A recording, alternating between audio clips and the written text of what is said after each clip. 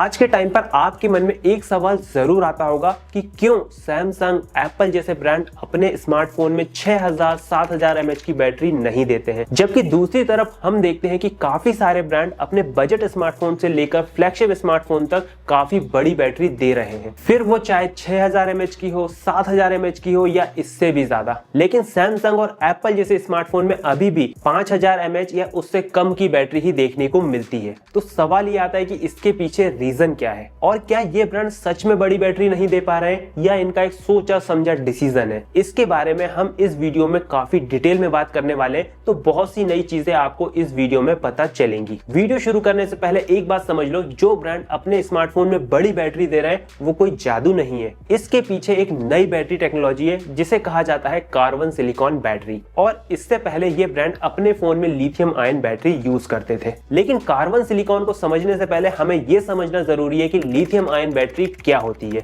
तो अब तक स्मार्टफोन में जो बैटरी यूज होते हुए आ रही थी वो लिथियम आयन बैटरी थी जिसमें ग्रेफाइट एनोड होता था। ये बैटरी सालों से यूज हो रही है, इसलिए ये स्टेबल है, टेस्टेड और सेफ है। लेकिन इसकी एक लिमिटेशन भी है, इस बैटरी में एनर्जी डेंसिटी लिमिटेड होती है। मतलब इसका सीधा है, अगर आपको ज्यादा mAh चाहिए तो बैटरी का साइज बढ़ाना पड़ेगा। और यह एक रीजन हो जाता है क्योंकि सैमसंग और एप्पल के फोन में आज भी लिथियम आयन बैटरी यूज की जाती है, और अगर बैटरी का साइज ये ब्रांड बढ़ाते हैं तो फोन या तो मोटा हो जाएगा या बड़ा हो जाएगा। अब आते हैं सिलिकॉन कार्बन बैटरी पर कि ये बैटरी क्या होती है। सिलिकॉन कार्बन बैटरी में ग्रेफाइट के साथ सिलिकॉन यूज किया जाता है। सिलिकॉन की सबसे बड़ी खासियत यह है कि ये लिथियम को ज्यादा स्टोर कर सकता है। इससे रिजल्ट क्या निकलता है कि सेम साइज में ज्यादा mAh की बैटरी मिल जाती है, और इसके लिए ना तो फोन के साइज को बड़ा करने की जरूरत होती है ना उन्हें मोटा करने की। इसी टेक्नोलॉजी की वजह से Xiaomi, Oppo, Vivo, OnePlus, Realme जैसे ब्रांड ज्यादा mAh की बैटरी यूज कर रहे हैं, और अभी के समय में लॉन्च होने वाले अपने सभी फोन में 6000 7000 या इससे ज्यादा mAh की बैटरी दे रहे हैं। पर अब सवाल ये उठता है कि टेक्नोलॉजी अच्छी है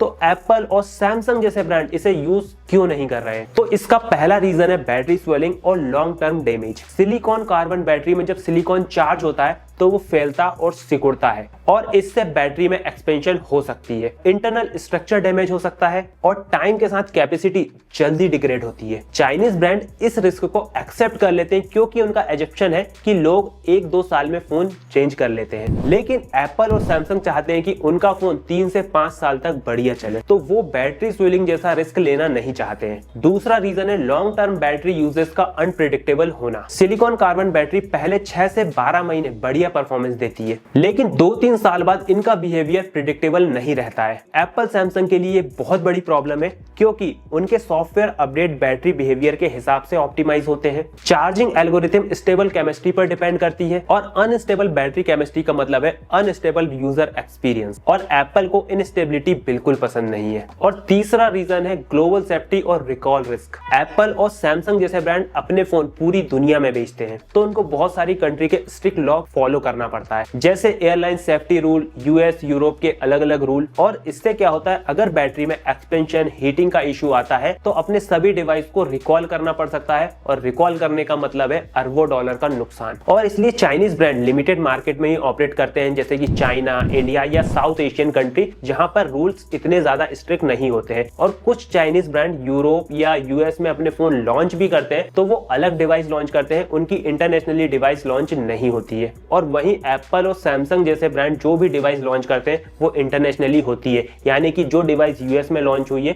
वही इंडिया में होगी। और चौथा रीजन है फास्ट चार्जिंग और हीट। कार्बन सिलिकॉन बैटरी जो होती है उन्हें काफी केयरफुली चार्ज करना पड़ता है, और इसके लिए चाइनीज ब्रांड जहां एक टाइम पर 150 वॉट 200 वॉट के चार्जर लॉन्च कर रहे थे, उन्होंने भी अपनी चार्जिंग स्पीड को थोड़ा डाउनग्रेड किया है, पर अभी भी 100 वॉट या 120 वॉट की चार्जिंग काफी कॉमन है चाइनीज स्मार्टफोन में अगर हम देखें तो। इसके बाद अगर पांचवें रीजन की बात करें, यहाँ पर हम सिर्फ एप्पल की बात करेंगे क्योंकि एप्पल नंबर नहीं कंसिस्टेंसी बेचता है। एप्पल चाहता है कि पहले साल फोन शानदार चले, दूसरे साल और तीसरे साल भी फोन स्मूथ रहे, और 5वें साल तक भी फोन यूजेबल परफॉर्मेंस दे। इसलिए आपने देखा होगा कि आज से 3 साल पुराने हम आईफोन की बात करें, जैसे कि आईफोन 14 प्रो मैक्स या 15 प्रो मैक्स, वो अगर किसी के पास है तो वो अभी अच्छी खासी कंडीशन में यूजेबल फोन है। वहीं वीवो, ओप्पो के जो फ्लैगशिप फोन आते हैं, अगर उनके आप 4 साल पुराने 3 साल पुराने फोन को देखो तो वैसे वो किसी के पास दिखेंगे नहीं, और दिखेंगे भी तो इतनी ज्यादा अच्छी कंडीशन में नहीं होंगे। सिलिकॉन कार्बन बैटरी पर आते हैं तो ये बैटरी पहले साल तो चैंपियन है, पर तीसरे साल में इन पर क्वेश्चन मार्क लग जाता है, और एप्पल जैसा ब्रांड अभी इस कंडीशन में है कि वो रिस्क नहीं ले सकता है। इसलिए जब तक ये टेक्नोलॉजी फुली रिलायबल ना हो जाए वो अपने स्मार्टफोन में यूज नहीं करेगा। और अब आपको समझ आ गया होगा कि ज्यादातर चाइनीज ब्रांड बड़ी बैटरी क्यों दे पा रहे हैं। तो जो मिथ है बड़ी battery is equal to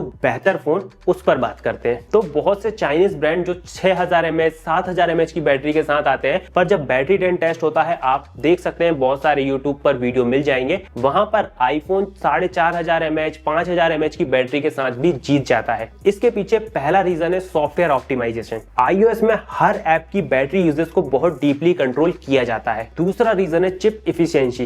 Apple की जो ए बायोनिक चिप होती है, ये एप्पल खुद अपने सॉफ्टवेयर के अकॉर्डिंग डेवलप करवाता है, जो कि काफी बैटरी एफिशिएंट होता है क्योंकि ये बहुत कम पावर कंज्यूम करता है। और तीसरा रीजन है डिस्प्ले ऑप्टिमाइजेशन। आईफोन की OLED स्क्रीन ट्रू ब्लैक में पिक्सल को कंप्लीटली ऑफ कर देती है और iOS डार्क मोड का सही यूज करता है। रियल लाइफ एग्जांपल बताऊं तो असली गेम mAh का नहीं है बल्कि ऑप्टिमाइजेशन का है। और Vivo, Oppo, OnePlus, Xiaomi जैसे ब्रांड की स्ट्रेटजी साफ है, नंबर्स दिखाओ, 6000 mAh 7000 mAh बड़े फॉन्ट में लिखो, 120 वॉट की चार्जिंग हाईलाइट कर दो। एप्पल की स्ट्रेटजी पर हमने बात कर ली है, बाकी सैमसंग बीच का रास्ता अपनाता है। सैमसंग से ज्यादा बैटरी देता है, mAh भी बताता है कि हमने फोन में कितनी बैटरी लगाई है, बस सॉफ्टवेयर ऑप्टिमाइजेशन पर वो भी काफी ध्यान देता है और बैटरी लाइफ पर फोकस करता है। क्योंकि अगर मैं रियल लाइफ एग्जांपल की बात करूं तो मैंने S23 अल्ट्रा यूज किया है, S24 अल्ट्रा यूज किया है, S25 अल्ट्रा यूज कर रहा हूं, और सभी फोन में 5000 mAh की बैटरी देखने को मिलती है, वो भी लिथियम आयन वाली। पर बैटरी बैकअप हर साल फोन में बढ़ता हुआ देखने को मिला है, और इसके पीछे सीधा एक रीजन है सॉफ्टवेयर ऑप्टिमाइजेशन। अब बात करते हैं फ्यूचर में क्या होगा।